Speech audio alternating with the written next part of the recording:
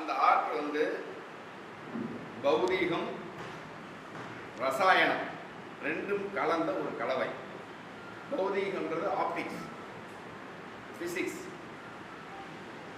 ரசாயனம்ன்றது அதை நிலைநிறுத்துகிற கெமிக்கல். இது ரெண்டும் சேர்ந்தா ஒரு காலத்தில் ஃபோட்டோகிராஃபி வந்துச்சு. இப்போ கெமிக்கல் போய் டிஜிட்டல் வந்துச்சு. இப்போ கூட மெக்கானிசம்னு ஒன்று சேர்ந்துச்சு. 3 விஷயம் சேர்ந்துச்சு. இங்கே வந்து ஃபோட்டோகிராஃபி டே யாராவது 1998க்கு முன்னாடி நான் கொண்டாடினேன்னு சொன்னால் அவர் போய் சொல்கிறாருன்னு அர்த்தம். அன்னைக்கு தான் இதுதான் ஃபோட்டோகிராஃபி டேன்னு அறிவித்தாங்க. அது அறிவித்தவர் ஒரு இந்தியாக்கார் ஓபி சர்மான்னு சொல்லி இந்தியா டெல்லியில் இருக்கார்.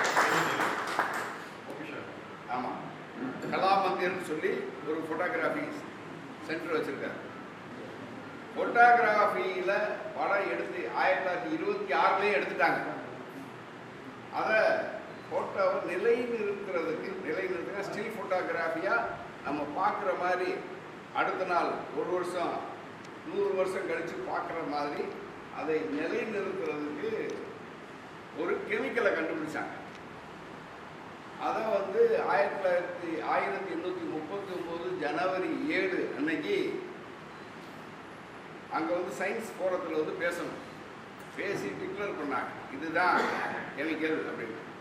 அந்த காலத்துலலாம் இப்போ மாதிரி கிடையாது. ஒருத்தர் ஒன்று கண்டுபிடிச்சிட்டாருன்னா அவருக்கு வந்து ராயல்டி கொடுத்தா நீங்கள் பயன்படுத்த முடியும். அதை பிரெஞ்சு அரசாங்கம் பார்த்துச்சு. இந்த ஃபோட்டோகிராஃபியே ஒரு உலக கலை, மக்களுக்கான கலை. அதை நிலைநிறுத்துறதுக்கு ஒரு கெமிக்கலை கண்டுபிடிச்சி ஒரு ஆள் தனி மனுஷனாக வச்சுக்கிட்டு இருந்தாருன்னா அது வந்து நல்லதில்லை அப்படின்னு சொல்லி ஃப்ரீ டு வேர்ல்டு, பிரான்ஸ் மட்டும் இல்லை உலகம் பூரா அந்த கெமிக்கலை பயன்படுத்தலாம் ராயல்டி கொடுக்காம அப்படின்னு அவற்றிலிருந்து 4000 ஃப்ராங்க் கொடுத்து வாங்கி ஃப்ரீ டு வேர்ல்டுன்னு அறிவிச்சது. அதுதான் இந்த ஃபோட்டோகிராஃபி டே. ஏன்னா யாராவது கேமரா கண்டுபிடிச்சது, ஃபிலிம் கண்டுபிடிச்சது இதெல்லாம் பேசக்கூடாது. ஏன்னா நம்ம என்ன தொழில் இருக்குமோ அதுக்காவது கரெக்டாக தெரிஞ்சுக்கணும்.